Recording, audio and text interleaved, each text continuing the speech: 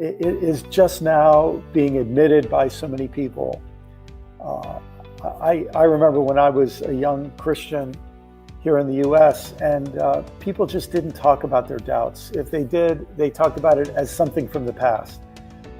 But I think now more and more people are saying, no, this is part of life and this is part of faith. And my doubts won't hurt me as much as keeping my doubts a secret, or being afraid to admit my doubts will hurt me, or pretending that I don't have doubts will hurt me. And so I'd like to talk about faith after doubt.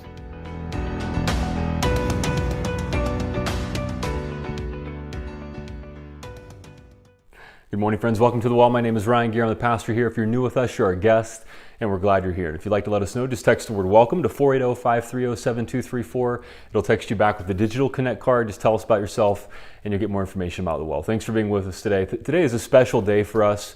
We're welcoming our special guest, Brian McLaren, for an exclusive online interview with The Well. And we're going to get to that in just a second. Of course, today's Palm Sunday, the day that we think of Jesus entering Jerusalem, the week that he was crucified and we believe raised, and as he entered Jerusalem on the colt of a donkey, the people threw down palm branches in front of him as a sign of paying homage to him and welcoming him to Jerusalem.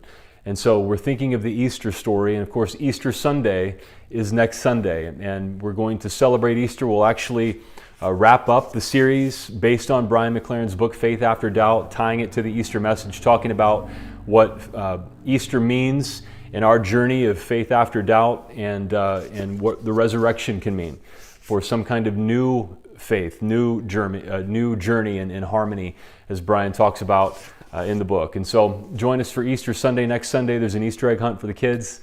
And then the Sunday after that, April 24th, we have Well Kids Spring Blast, the special activity for kids with bounce houses and face painting and balloon art. And then we're also starting a brand new series on April 24th called The Family Tree, the Denominations of Christianity, where we get to learn about the various branches of the Christian faith over the centuries. And most importantly, it may be that in your faith journey, the kind of thing that we're talking about here in Faith After Doubt, that the thing that helps you take the next step in your faith journey is some nugget that you pick up from the past, some branch of Christianity over the centuries where it may be something that you've never heard before.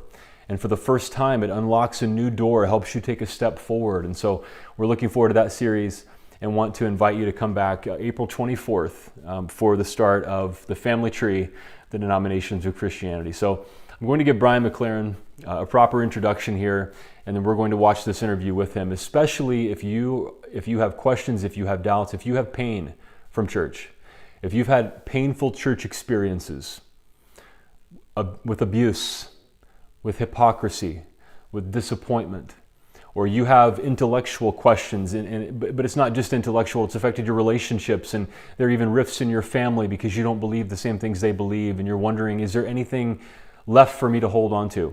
Is there any way for me to be a person of faith, or should I just chuck the whole thing? I encourage you to watch this interview, and I think you'll find it inspiring and helpful, maybe in surprising ways. And so I'm going to give Brian McLaren a proper introduction. A former college English teacher, Brian D. McLaren, was a pastor for 24 years. Now he's an author, activist, public theologian, and frequent guest lecturer for gatherings in the U.S. and internationally. His work has been covered in Time Magazine, Newsweek, USA Today, the New York Times, Washington Post, CNN, and many other media outlets. The author of more than 15 books, including Faith After Doubt, the forthcoming Do I Stay Christian, coming out next month, and A New Kind of Christian. He is a faculty member of the Living School at the Center for Action and Contemplation, and Brian McLaren lives in Florida. He's a friend of mine. I'm honored to be able to say that, and I'm so excited for you to see this interview with Brian McLaren. Let's watch. Well, Brian McLaren, welcome to The Well. We're so glad to have you here. So happy to be here with you, Ryan. Yeah, it's good to see you, and as I've already said, my respect for you is immeasurable, and for the work that you've done. And folks here at The Well love you so much and appreciate you so much. I've gotten the opportunity, the honor to be in your presence personally, and I tell people anytime that you come up, that you are every bit as good of a human being as you are a writer. Well, that's very nice of you to say, and I have to say that the feeling's mutual, and I'm so grateful for pastors like you and congregations like the Well. Well, Brian, it's so good to have you. So we're in this this study of your book, Faith After Doubt: Why Your Beliefs Stopped Working and What to Do About It. That's our Lenten study this year, and you are capping that off here this morning with an interview exclusive for the Well, and we so appreciate you being here. So is it okay if we just kind of dive into questions? And I'd love to hear from you. Yes. We just want to hear your heart. So in your experience, what are some of the most common reasons that a once certain believer is thrown into a journey of doubt? Is it intellectual questions, hypocrisy? What role has right-wing politics played? What usually is the inciting incident that throws people into this journey? Yes. I think, as you can imagine, Ryan, there are so many different answers to that question, but there are certain patterns. And one of the patterns, almost all dogmatic churches, by the way, this is true of mosques and synagogues and, Hindu temples and so on, but wherever there's authoritarian religious leaders who have a dogmatic approach to faith, so that if people don't agree with them, they'll be shunned or shamed or excluded. Wherever there's that kind of community, there's almost always an insider-outsider dualism. Mm-hmm. We insiders are good, all of them are bad. And this very strong, the way that you build unity among us is by building hostility to them. Mm. And in those cases, two problems frequently come up. Somebody on the inside turns out to not be so good, or somebody on the outside turns out to not be so bad. Oh, yes. So, you think of a kid who grows up in the Catholic Church, sincere, he loves the Mass, he loves the nuns, he loves the priests, and he becomes an altar boy. And after church, they're cleaning up after Mass, and he's, abused by the priest. Well, what does he do now? Hold it, these are the good guys. And maybe if it's just this one incident with this one person, he brackets that out. But if there's a second, or if there's a third, or he starts hearing that this has happened to other people. So very often the disillusionment comes when the insiders aren't as good as they said. Among Protestants, the pastor writes a book, 10 Secrets to a Perfect Marriage, and then you find out he's having an affair with 3 different women and gets divorced, right? Or, there's just so many of those stories. But then the flip side of that is you're told, gay people are an abomination and they're terrible and this and that. And then your best friend or your child or your boss comes out to you and you find out, gosh, that just wasn't true. This is one of the really kind and good-hearted people I've ever met. And so, or you're a Christian and you're told that Muslims are terrible. And, whatever it is, when that binary breaks down, that very often brings pain. I'll just mention one other that's very, very common. Sure. And that is that, in Christian settings, preachers often make promises. All your sicknesses will be healed if you pray in faith, and all that sort of thing. And when those things come crashing down, not only does a person have suffering because they're sick and they aren't getting better, but then they have faith disillusionment on top of it. You put up that often leads to deep crises. Yeah. So folks on the inside realize that things are not what they have been portrayed to be. Yes. In some way or another. Go ahead.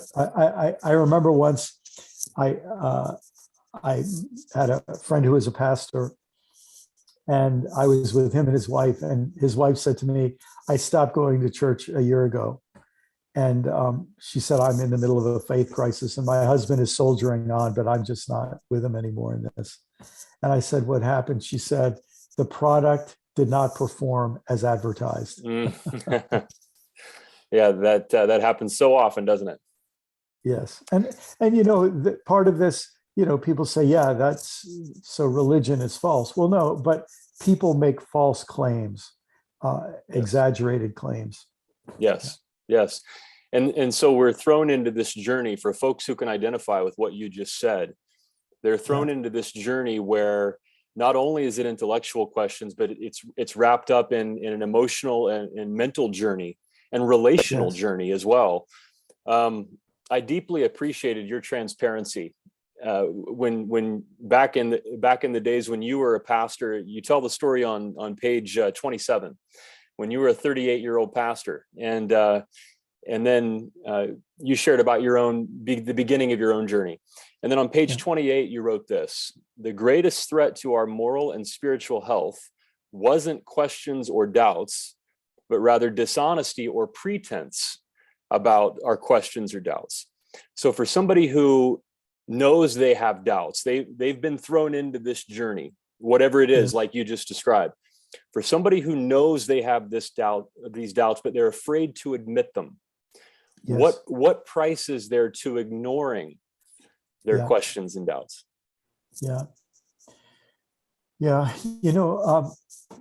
Some people might be familiar with a brilliant, wise writer, Quaker, beautiful Christian man named Parker Palmer. Mm-hmm. And Parker describes this. He describes what he calls being divided. When you're divided, your face smiles because everybody wants you to smile.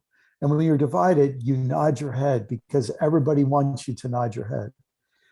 But when you aren't really smiling on the inside, and when actually you're shaking your head on the inside, but you keep nodding your head on the outside, you're divided. Yes. And that act of being divided, look, all of us, that's part of survival in some ways, right?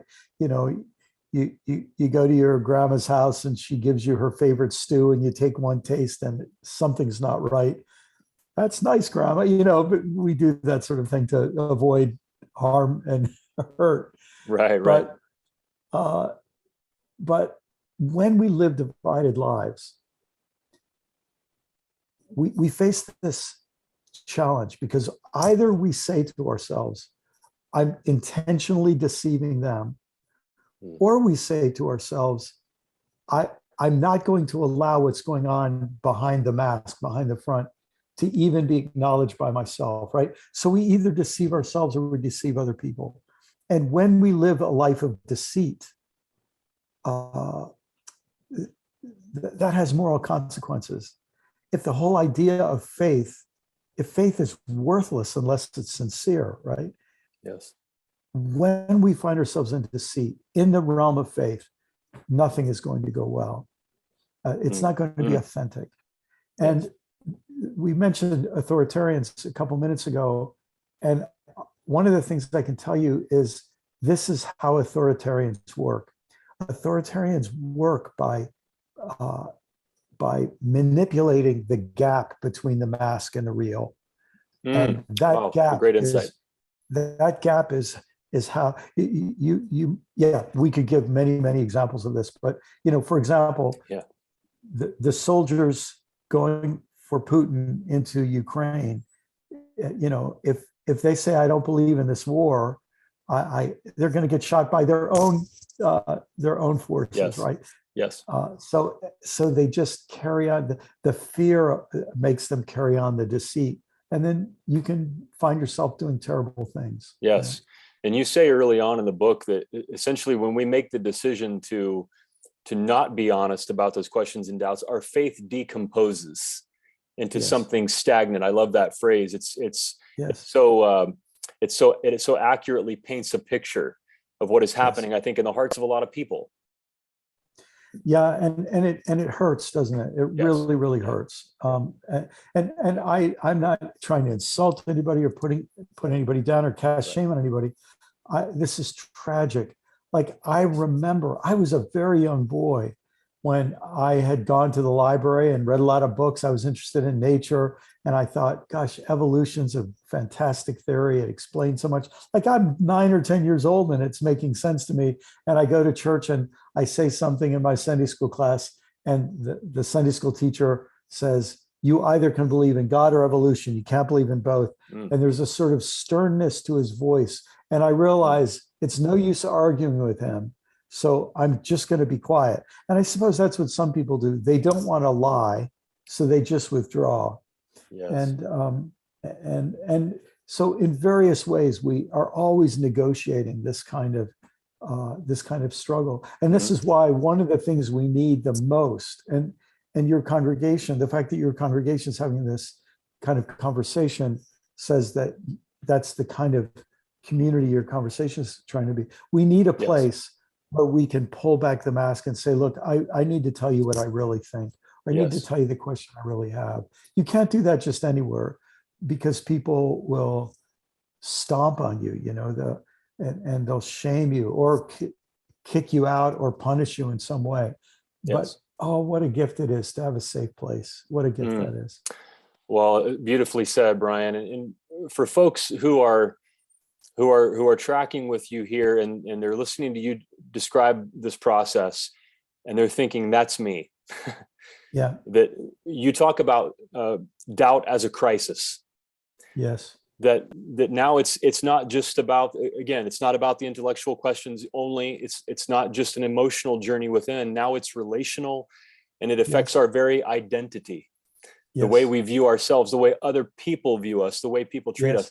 And we are thrown into that crisis of faith. That certainly does feel like a crisis. What would you say to somebody who says, yeah, this is me, and they're in crisis mode right now? They're feeling like flooded, this sense of fear, and it's crashing in, and they know what's coming. They feel like they're afraid. They don't know where this is headed. They don't know if they should just chuck the whole thing. Yeah. Like you said, some pastors make promises and they're going to be blessed and healthy and wealthy, and now they think they've dropped their end of the bargain with God. Yes. There's some folks who know that Thanksgiving dinner is never going to be the same. With family. What would you say to folks who are in that crisis right now and they're wondering if there's hope? Yes. Well, I would want to tell them there really is hope. But I tell them there are two ways for this to go badly. There's not just one. I think what people are worried about is, if I'm honest, everything will go badly. So what I'd start is I'd say, look, if you're dishonest, if you live this divided life, there will be consequences. It might be easier in the short run, but there'll be consequences for that. You can get in trouble that way. You can also get in trouble by blurting out everything to everybody. So I'd say in between those two extremes, there is what I would always recommend to people. And that is, you find one person who, or if you have a couple of friends, you just find a very small group. And you say, listen, I need somebody to be honest with. I don't think I told this story in the book, but my first experience with this was I was in high school, and I was I was sort of one of these new sort of on fire Christians. And I was part of this really, passionate group that I was helping lead, actually. And one of the other leaders in our group was a young Catholic woman named Mary Lou. She was one of my best friends. And we went to this fellowship group together. And I just thought a lot of what they were saying was crazy. I just thought something happened. This group is going off the deep end. So I'm on the phone and I get up my courage and I say, Mary Lou, I got to tell you what's going on in our group. I just think they're saying a lot of things that aren't true. I think there's a lot of crazy things going on. And she goes, oh my God. And my first thought was, oh no, she's going to yell at me. And she goes, oh my God. And then she said, I thought I was the only one. Oh, nice. And, and in that moment, then it was like, oh, we can both breathe freely. It's safe.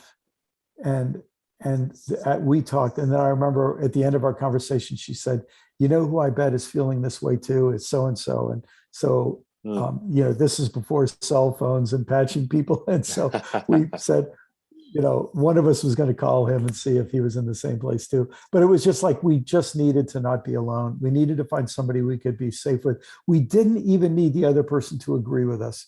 We just needed the other person to listen to us and Here's how a friend of mine said it years later. He would sign all his emails to me FNMW, FNMW. And that meant friends no matter what. And Wow, this it's sense great. that I'm your friend, not because we agree, not because you believe what I believe. I'm your friend because I care about you. Mm, And we can disagree and we'll still be friends. that's great. So That's it's so important for our human well-being. Yeah. yeah, so maybe just one person, one friend, no matter what. There's a great song by the old songwriter Jackson Brown from my generation, although he's still putting out great music. And he said, this won't be a perfect quote, but he had a song lyric, I think it was in Late for the Sky. He said something like this: everyone I've ever known has wished me well. People ask you how you're doing to cover up how little they really could care. But if you have a real friend somewhere, somehow all the other ones are easier to bear. And I think that's what he was getting at. Oh, it's beautiful. Beautiful. Well, that's great advice for somebody who's just wondering what's the next step. Maybe find one person, one trusted friend, and they may be surprised even by who that is. And then really, in my view, the heart of your book is that 4-stage model that you present. That's what, when I picked up the book, I'm a pastor. I've been at this for a while. And when I got into your 4-stage model, I thought, I need this. And I just made a promise to myself right there. Oh yeah, this is going to be a study at the well. Yeah, this is going to happen. Oh, that's great. That's great. So I have found, and other folks I've talked with too, that it is so hope-giving. And so would you care to, and I know you can't just, reread the book here tonight, or today, would you care to summarize that 4 stages of faith model that you present in the book? Sure. I can do it really, really simply. I think I can do it in 4 or 5 minutes. And the first thing I'm going to tell you is that there are 4 stages. They're easy to remember: simplicity, complexity, perplexity, harmony. I think you can see simplicity leads to complexity. Complexity leads to perplexity. Perplexity, this is the one that is a surprise to people, can lead to harmony. I want to give 2 provisos when I'm done. They're 2 little fine print, but let me just give these 4 really simply. Simplicity is where almost all of us begin as children.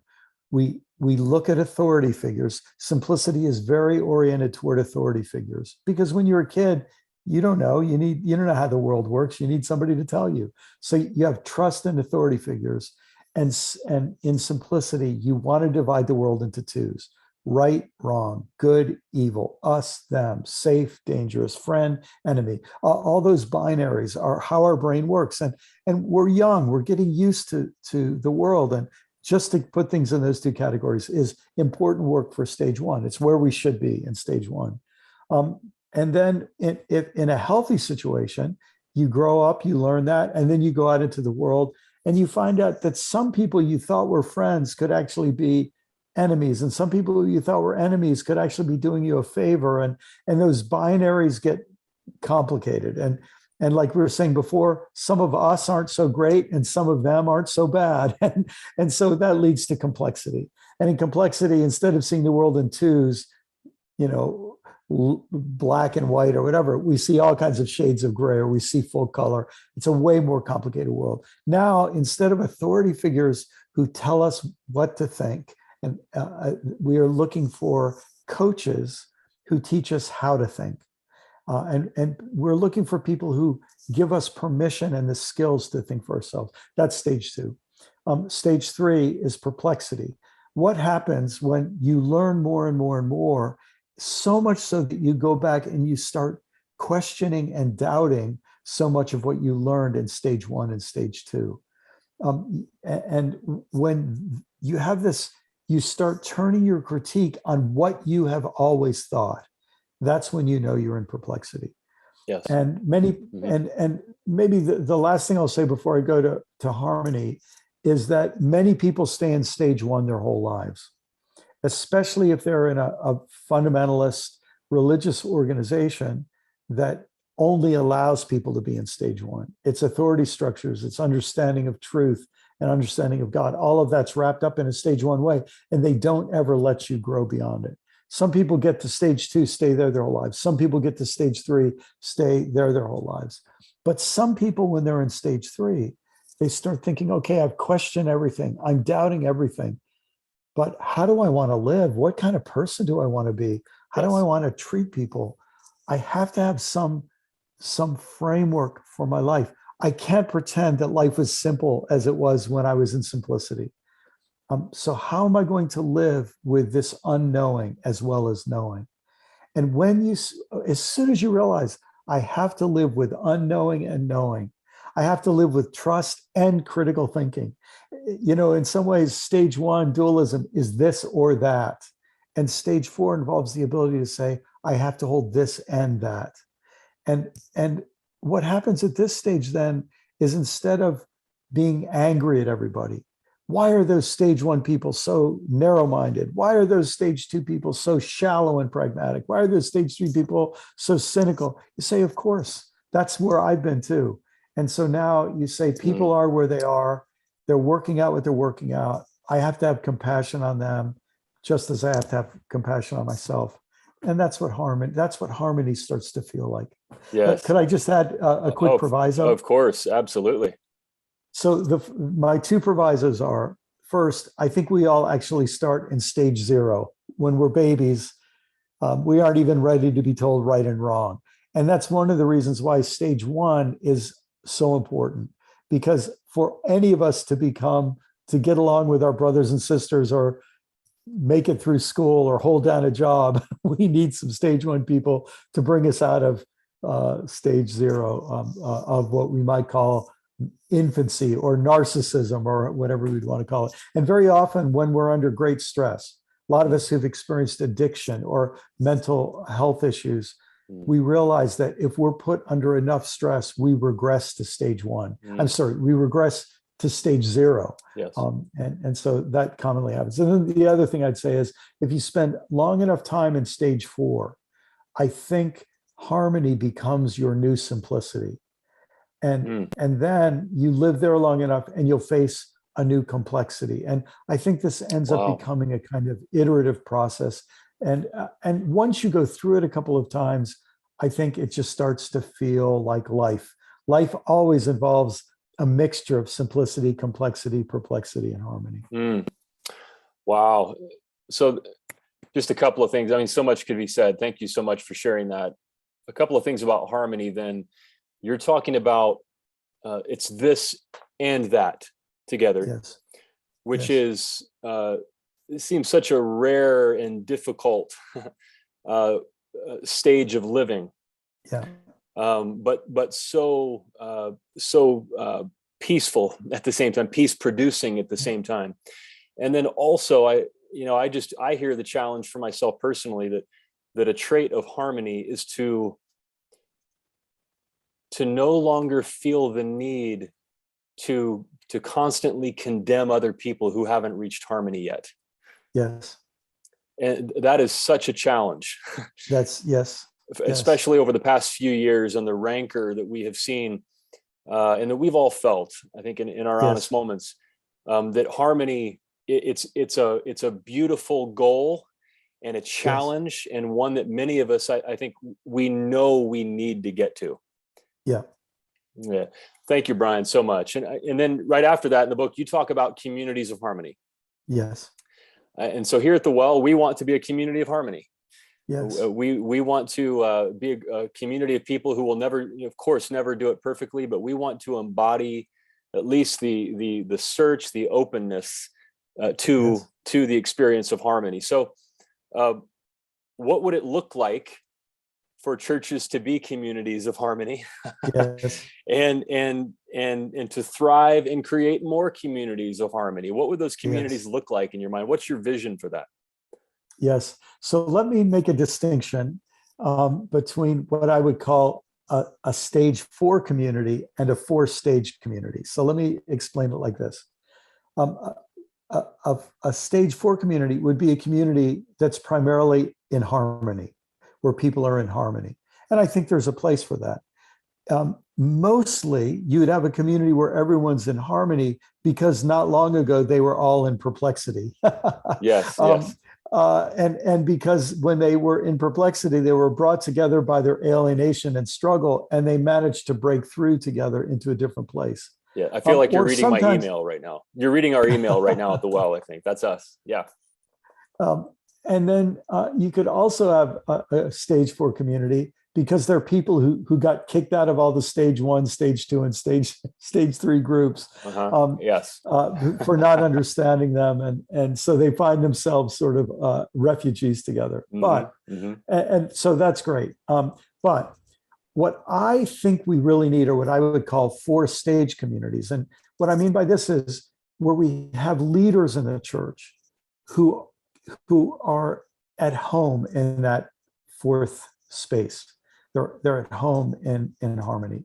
But of course, if you're at home in harmony, you want to help other people. So that means you want to accept people in stage 3 who are in so much pain and angst and let them know you're doing important work. We don't want to rush you. There's work of critical thinking and questioning and challenging. We want to help you. And then when you're ready, we want to help you move to the next stage, right? Yes. But you don't stop there. We want to help all those stage 2 people who are learning pragmatism and they're learning information and they've got curiosity. And what we want to do is we want to help them do complexity so that then they'll be able to do perplexity. And so they'll be able, in other words, we want to help them and then we want to welcome stage 1 people as well. And of course, there's all kinds of things we have to say about that because in the religious world, this gets really tricky. But if I could say it like this, if you have families, young adults who are in stages 3 and 4, when they have children, their children are going to be in stage 1, but to be raised by stage 3 or 4 parents, great point, is very different than being raised by stage 1 parents. Yes. And to have a stage 3 or 4 pastor is very different than having a stage 1 pastor. And so, absolutely. Yeah. So a stage 4 community then would have its core in harmony, but would be welcoming people in all of the different stages. Oh man, that's beautiful. And what a challenge. Yes. But how great that would be. And it doesn't mean we don't speak out for what's right and what's wrong. Silence benefits the oppressor, but it's perhaps the way we do it. Yes. I mean, what a beautiful goal. Yes, exactly right. And when you have this in mind, and of course, I'm not trying to impose this little 4-stage formula on the Bible, right? I mean, I read the Bible and I think it syncs up pretty well. But you take like the writings of Paul in the New Testament, think of it like this. If stage 1 people read Paul, they will think that Paul is a stage 1 guy. It's all they can understand. Yes. Stage 2 people read him, stage 3, stage 4. So if you read Paul as a stage 4 guy, you read 1 Corinthians 13. And what does he say? All of these things everybody's worried about, they don't really matter. What really matters is love. But he has to talk about all these other things, but he does it reminding them, these things don't really matter. The thing that really matters is love. Nice. And, yes. Oh man. Well said. So I always feel the need in interviews like this to just like fill the silence. But there's some times when we just kind of need to ruminate on something. That the kind of community that you're talking about is a challenge for all of us, even those of us who are, we want to move on from perplexity. Yeah. And we know we want harmony. We read about harmony in the book, and that harmony is the good stage, and we want to be in harmony. But there is a challenge that just speaks to our souls, I think, to hear you describe what that looks like, and how invitational and healing of a community that can be. Yes. Thank you for that. Well, thanks. And the thing I want to say is that I think each stage has its own beauty, but I think the next stage has even bigger and deeper beauty, and the next stage even bigger and deeper beauty. Yes. But each stage also has difficulty, and you aren't ready for the difficulties of building a 4-stage community until you've gone through the first 3 stages and all of their difficulties. Yes. And so I wouldn't want to give people the idea that, oh, the first three stages are easy, are hard, and the fourth stage is easy. I'd want to say this is life, folks, and there's difficulty at each stage. But boy, life is so much better when you keep growing into new difficulties rather than just always being stuck in the same little ones, you know. Oh, beautiful, beautiful, excellent, excellent. Well, I mean, you're talking about building a community that's not easy to build.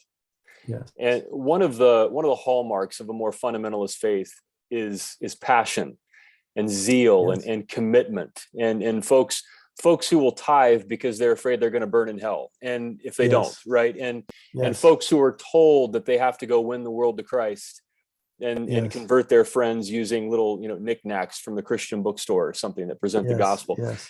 So once people start to move through these stages and reach a stage of harmony, is Yes. it possible for a person in who's living in a fourth stage harmony kind of faith to be passionate, Yes. to be What a great zealous, question. and to care, and to be compelled to live for goodness and Yes. express this harmony?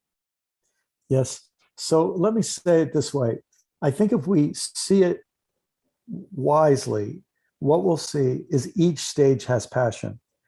Stage one has passion for being right versus wrong, and us versus them, and the good guys versus the bad guys. There's a real passion for that, right? A passion to be right, a passion to be certain. Stage two is passionately curious. When I entered stage two, I wanted to learn the Bible. I read through the Bible, just about every year. I went to conferences. I read books. I had a passion for learning. I had a passion for curiosity. I wanted to know more information. Stage three has a passion for honesty. Very often people in stage three are angry. They're angry at hypocrisy. They're angry at injustice. So it's a passion to name injustice and a passion to scrape away the bull, and get to reality. That's passion. And then stage four, I think, also has passion. And in some ways, it's a passion that builds on each of the previous passions. You do care about right versus wrong.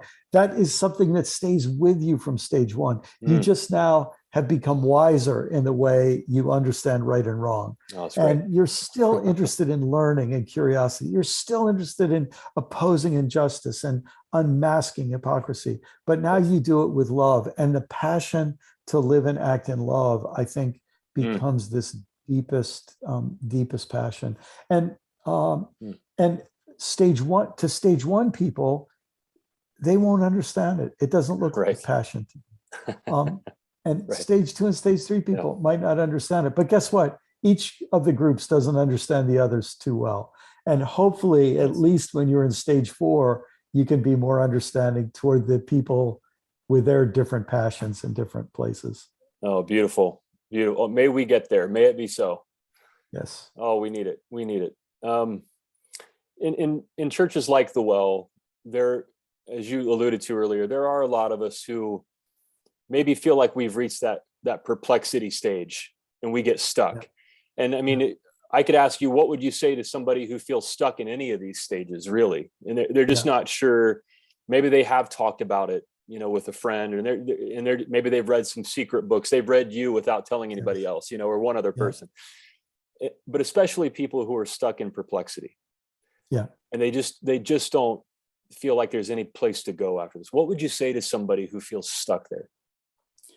Well, I don't want to sound too, airy-fairy here or whatever, but I want to share an experience I had a number of times in my long time in stage three. I spent so long in stage three because I didn't know there was such a thing as stage four. I didn't know, in some ways I spent my time in stage three trying to get back to stage two.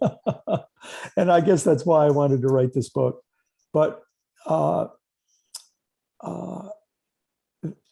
several times, I remember once I was standing in the shower, feeling perplexity, feeling angst, and I didn't hear any voice. I'm not trying to be, spooky like that, but something inside of me, here's what I heard: go farther.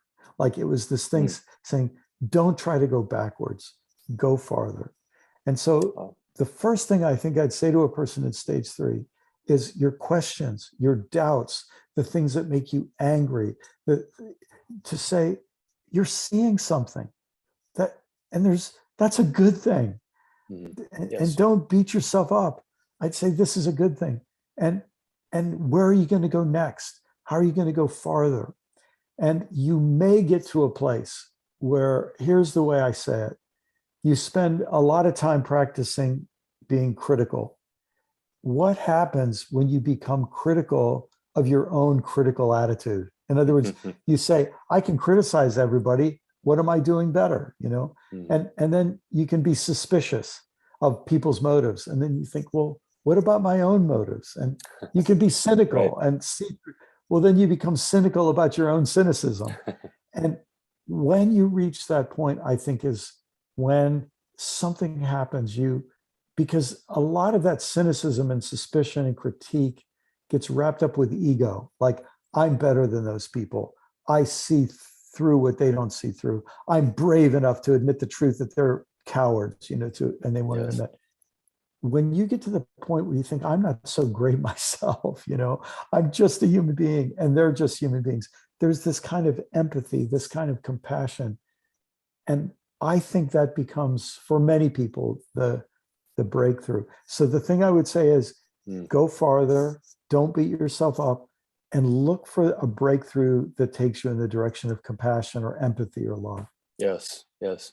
So well said. And Brian, I wish we had hours and hours and hours, but that's why you wrote the book. And as we read, and our sermons are tracking with the book. We have an online connect group with people all over the country who are discussing the book at the same time. The conversation continues as we read and we discuss with all these folks here for us through Lent this year.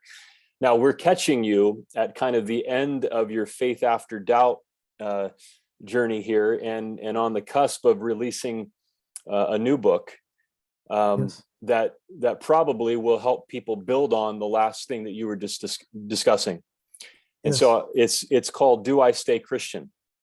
Yes. And so would you mind taking a moment here, the last question, and tell us about what's upcoming here? Do I stay Christian? And how that could maybe help those of us who feel like maybe we're stuck and we want to move farther. Yes. So I wanted to write this book. It really sort of, I conceived of Faith After Doubt and Do I Stay Christian really as kind of as part 1 and part 2 in many ways, because what's happening around the country and around the world is a lot of people are given a stage 1 faith and told that's the only kind of faith there is.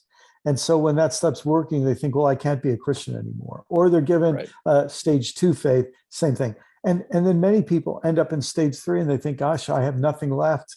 I'm done, Yes. And so I'm totally empathetic for many people who are just saying, I can't stay Christian anymore, or at least grappling with that question. Yes. And so I wanted to write the book to help them. So the book has 3 parts, and part 1 is just called No. And so do I stay Christian? No. And I give the 10 best reasons I am aware of to not stay Christian. Wow. And then the next 10 chapters are called Yes. And so what I do in those chapters, I say, listen, is there any way to stay Christian having faced what we faced in the first 10 chapters? And so that's what happens in the next part. And then at the end of part 2, I say, look, some of us are going to stay Christian. Some of us aren't going to stay Christian. Whether you stay Christian or not, how are we going to live? And that's part 3 is called How. And to me, I actually think it's a more Christian question to say, what kind of human being do I want to be, than what religious label do I want to carry on me, So, and I actually think that was at the heart of Jesus' whole teaching. It wasn't what words do you say, what beliefs do you hold? It's how do you live? How do you treat people? To what degree is love at the center of your life? And so that's what the last part of the book really focuses on. Well, thank you for that. When does it come out? May 24th. Okay, so not very long, just a couple of months away. So I have a feeling we're going to be doubling back after reading Do I Stay would look Christian? Forward to that. I would look forward to that. Yeah. Well, Brian, thank you so much. Thank you again for your entire career up to this point of inspiring us, for being a model, a pioneer of really giving us a roadmap, especially those of us who just didn't know where to go and didn't have hope necessarily for that our spiritual lives could help us be better people. And you have kind of blazed that trail. Thank you so much for that. Thank you for writing Faith After Doubt, and thank you for your time here this morning with us. Well, thanks. It's very encouraging for me to be with you and to think about this beautiful congregation. God bless you all. Thank you so much. Thank you, Brian. Wasn't that interview great? I have such a deep appreciation for Brian and his insight. I think he's one of the most important spiritual leaders of the 21st century. And if you found yourself tracking along with him and thinking, he's describing me, I'm the person with those doubts, I'm the person with those questions, I'm the person with that pain from church, and I don't know if there's another chance for me as far as Christian spirituality goes, or if there's a kind of a community that I can be involved with. I hope you found that interview inspiring. I trust that it spoke to you. And if you are ready, we don't push people into connection with the well if that's not where they are. But if you're ready, I invite you to connect with the well in some way. You're watching this right now. Maybe it's continuing to watch online. Maybe it's checking out an online Connect group or coming in person if you live in this area, or whatever it is for you. Or take the next spiritual step wherever you are, with a community of people who want to experience harmony the way that Brian talked about. I want to thank you for being with us today and invite you to pray with me as we close. God, thank you for Brian McLaren and his work. Thank you for the way that you've spoken to his heart over the years, and you called him and you gave him courage, and you sent the right people into his life and gave him the right questions and insights and to just keep moving farther, to not give up, so that he could write a book like this that could help so many of us. God, whatever stage we're in, we pray that you would help us to move to the next stage, that you would help us to go farther, that we wouldn't be happy just staying where we are and getting comfortable and stagnant and even moving backwards, but that we would have the courage to keep on moving forward, especially for those of us who feel stuck in step 3, in stage 3, where we're feeling perplexity and cynicism and we're just not sure if there's anything worth holding on to, or we should just chuck the whole thing. God, I pray that we would have the courage to move on and go farther, whatever that looks like for us, and experience harmony. As we think about Easter next week, we think about new beginnings. The Easter story, if anything, means that whenever we think it's over, it's not over. As Frederick Buechner said, the worst thing is never the last thing. That's the Easter story. And for those of us who feel stuck and we just don't know where to go, we don't have hope for our spiritual lives, Easter is all about hope when there seems to be no hope. So God, as we enter the Holy Week and we move now towards Easter, may we have hope that something new can rise up in our spiritual lives, that we can experience something better and we can move farther into that next stage, whatever it is for us. And we thank you for what you're doing in our lives. We thank you that your Spirit is speaking to us and working in us. And we thank you that we get the chance to live life and move farther towards an even better life and a more meaningful life. In Jesus' name. And everybody said, amen.